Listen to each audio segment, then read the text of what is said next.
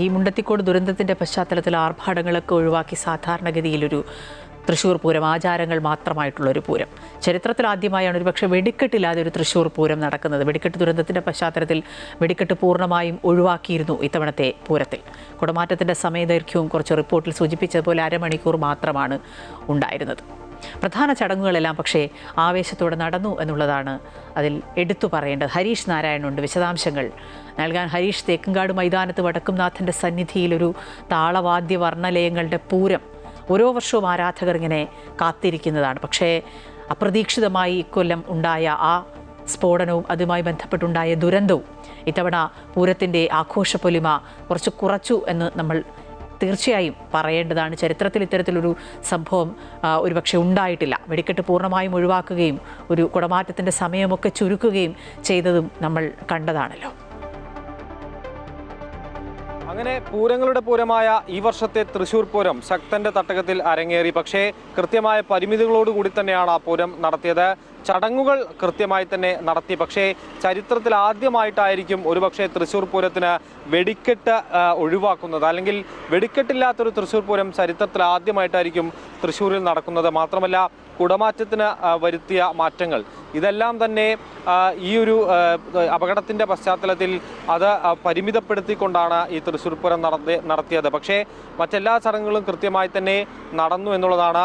ആദ്യം ആളുകളുടെ എണ്ണത്തിൽ വലിയ കുറവുണ്ടായിരുന്നു, ജനങ്ങളുടെ പൂരപ്രേമികളുടെ എണ്ണത്തിൽ വലിയ കുറവുണ്ടായിരുന്നു. എന്നാൽ ഈ ഒരു ചടങ്ങുകൾ ഓരോന്നായി തുടങ്ങിയപ്പോൾ ആളുകൾ അങ്ങോട്ടേക്ക് എത്തി. അത് പിന്നീട് വലിയൊരു ആവേശമായി മാറുന്ന കാഴ്ച ഒക്കെ നമ്മൾ ഇന്ന് കണ്ടതാണ്. പൊതുവേ ഈ ഒരു അപകടത്തിൻ്റെ പശ്ചാത്തലത്തിൽ വലിയൊരു ദുഃഖം തളം കെട്ടി നിൽക്കുന്ന സമയത്താണ് ഈ ഒരു പൂരം നടത്തുന്നത് എന്നുള്ളതാണ് ഏറ്റവും പ്രധാനപ്പെട്ട കാര്യം. പക്ഷേ പൂരത്തിൻ്റെ ചടങ്ങുകൾ അത് ഒരു കാരണവശാലും മാറ്റിവെക്കാൻ പറ്റാത്ത സാഹചര്യമായതിനാലാണ് അത്തരത്തിൽ ചടങ്ങുകൾ മാത്രമായി നടത്തിയത്.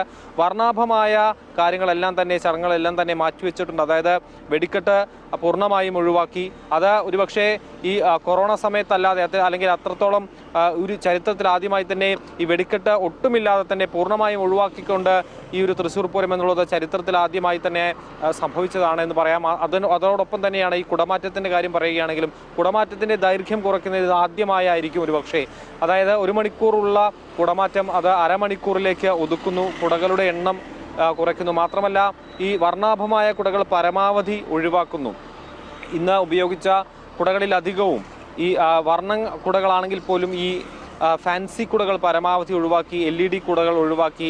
അങ്ങനെ ഒരു ചടങ്ങിൽ അത്യാവശ്യം വേണ്ട കാര്യങ്ങൾ മാത്രം ഉൾക്കൊള്ളിച്ചുകൊണ്ടാണ് ഈ ഒരു തൃശ്ശൂർ പൂരം നടന്നത്. പൂരം നടക്കുമോ ഇല്ലയോ എന്നുള്ളൊരു ആശങ്കയൊക്കെ നിലനിന്നൊരു സാഹചര്യം ഉണ്ടായിരുന്നു. പക്ഷേ അങ്ങനെയല്ല, ചടങ്ങുകൾ നടത്തിയേ പറ്റൂ. അത്തരത്തിൽ ആ ചടങ്ങുകൾ ഉൾക്കൊള്ളിച്ചുകൊണ്ട് കൃത്യമായി തന്നെ എല്ലാ ചടങ്ങുകളും കൃത്യസമയത്ത് തന്നെ ഇന്ന് നടത്താൻ സാധിച്ചു എന്നുള്ളതാണ്. പക്ഷേ ആ ഒരു അപകടത്തിൻ്റെ പശ്ചാത്തലത്തിൽ ആ ഒരു ദുഃഖം വലിയ രീതിയിലുണ്ട്.